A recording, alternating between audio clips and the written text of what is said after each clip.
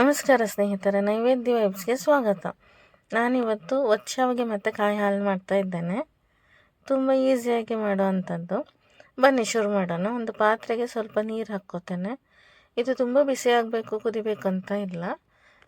ಹಿಟ್ಟು ಕಲಿಸ್ಕೊಳ್ಳೋಷ್ಟು ಬಿಸಿ ಆದರೆ ಸಾಕು. ಇದು ಬಿಸಿ ಆಗೋ ಅಷ್ಟರಲ್ಲಿ ನನ್ನ ಚಾನಲ್ನ ಸಬ್ಸ್ಕ್ರೈಬ್ ಮಾಡ್ಕೊಳ್ಳಿಲ್ಲ ಅಂದರೆ ಸಬ್ಸ್ಕ್ರೈಬ್ ಮಾಡ್ಕೊಳ್ಳಿ. ಪಕ್ಕದಲ್ಲಿರೋ ಬೆಲ್ ಐಕಾನ್ ಒತ್ತಿ. ಸೊ ನಾನು ಮಾಡೋ ಪ್ರತಿ ವಿಡಿಯೋಗಳು ನಿಮಗೆ ನೋಟಿಫಿಕೇಷನ್ ಸಿಗ್ತದೆ. ಲೈಕ್ ಮಾಡಿ, ಶೇರ್ ಮಾಡಿ ಮತ್ತು ಕಮೆಂಟ್ ಮಾಡಿ. ನಾನಿವತ್ತು ಅಕ್ಕಿ ಹಿಟ್ಟಿನಿಂದ ಈ ಶಾವಿಗೆಯನ್ನು ಮಾಡ್ತಾ ಇದ್ದೇನೆ. ನೀವು ಇದು ಅಕ್ಕಿ ಹಿಟ್ಟಿನಿಂದ ಟ್ರೈ ಮಾಡಿದರೆ ಕಮೆಂಟ್ ಮಾಡಿ. ನೋಡಿ, ಈಗ ಅಕ್ಕಿ ಹಿಟ್ಟು ರುಚಿಗೆ ತಕ್ಕಷ್ಟು ಉಪ್ಪು ಹಾಕ್ಕೊಂಡಿದ್ದೇನೆ. ನಾವು ಬಿಸಿ ಮಾಡ್ಕೊಂಡಿರೋ ನೀರು ಹಾಕಿ ಕಲಿಸ್ಕೊಳ್ಳೋಣ. ಈಗ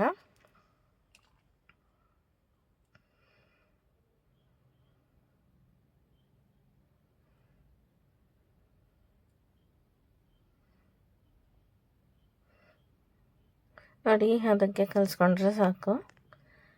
ಈಗ ಅದನ್ನು ಸಣ್ಣ ಸಣ್ಣದಾಗಿ ಉಂಡೆಗಳು, ತುಂಬ ಸಣ್ಣ ಅಂತ ಅಲ್ಲ, ಇಷ್ಟು ಸಣ್ಣ ಮಾಡಿದ್ರೆ ಸಾಕು. ಇಷ್ಟು ಇದರಲ್ಲಿ ಉಂಡೆಗಳಾಗಿ ಮಾಡಿ ಒಂದು ಇಡ್ಲಿ ಪಾತ್ರೆಗೆ ಸ್ವಲ್ಪ ನೀರು ಹಾಕಿ ನಾನು ಆಲ್ರೆಡಿ ಕುದಿಲಿಕ್ಕೆ ಇಟ್ಟಿದ್ದೇನೆ. ಅದು ಕುದ್ದ ನಂತರ ಬಾಳೆ ಎಲೆ ಹಾಕಿಬಿಟ್ಟು ಈ ಉಂಡೆಗಳನ್ನು ಇಡುವ. ನೋಡಿ, ನೀವು ಇದನ್ನು ಟ್ರೈ ಮಾಡಿದರೆ ಕಮೆಂಟ್ ಮಾಡಿ ಹೇಗೆ ಬಂತು ಅಂತ ಹೇಳಿ. ನೋಡಿ, ಈಗ ಬಾಳೆ ಎಲೆ ಇಟ್ಟು ಅದರ ಮೇಲೆ ನಾವು ಮಾಡಿಕೊಂಡ ಉಂಡೆಗಳನ್ನು ಇಟ್ಟು ಒಂದು 30 ನಿಮಿಷ ಬೇಯಿಸಬೇಕು. ಈಗ ಕಾಯಿ ಹಾಲು ಮಾಡ್ಕೊಳ್ಳೋ. ಒಂದು ಮಿಕ್ಸಿ ಜಾರಿಗೆ ಒಂದು ಕಾಯಿ ತುರ್ಕೊಂಡಿದ್ದೇನೆ. ಕಾಯಿ, ಒಂದೆರಡು ಏಲಕ್ಕಿ, ಸ್ವಲ್ಪ ನೀರು, ಈಗ ರುಬ್ಕೊಂಡಿದ್ದೇನೆ, ಅದನ್ನು ಸೋಸ್ಕೊಳ್ಳೋಣ.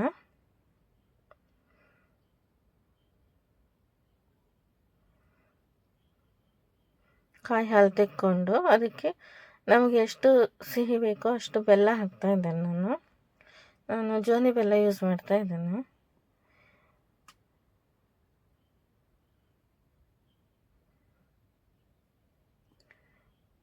ಈಗ ಕಾಯಿ ಹಾಲು ತೆಗೆದಾಯಿತು. ಇದಕ್ಕೆ ನಮಗೆ ಎಷ್ಟು ನೀರಾಗಿ ಬೇಕು ಸ್ವಲ್ಪ ನೀರು ಮಿಕ್ಸ್ ಮಾಡ್ತಾ ಇದ್ದೇನೆ.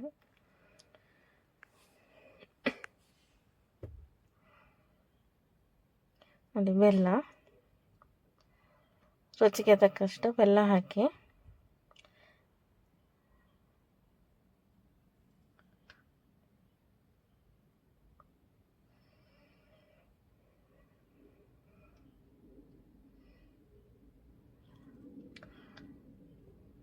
ಈಗ ಬೆಂದಿದೆ.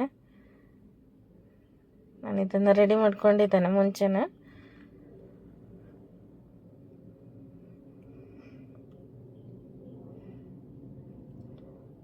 ನೋಡಿ, ಶಾವಿಗೆ ರೆಡಿ ಆಯಿತು.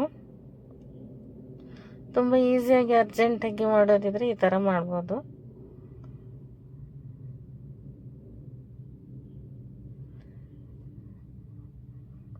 ಆದರೆ ನಮ್ಮಲ್ಲಿ ಕುಚ್ಚಲಕ್ಕಿ ಹಾಕೋ ಅಷ್ಟು ಟೇಸ್ಟ್ ಬರಲ್ಲ.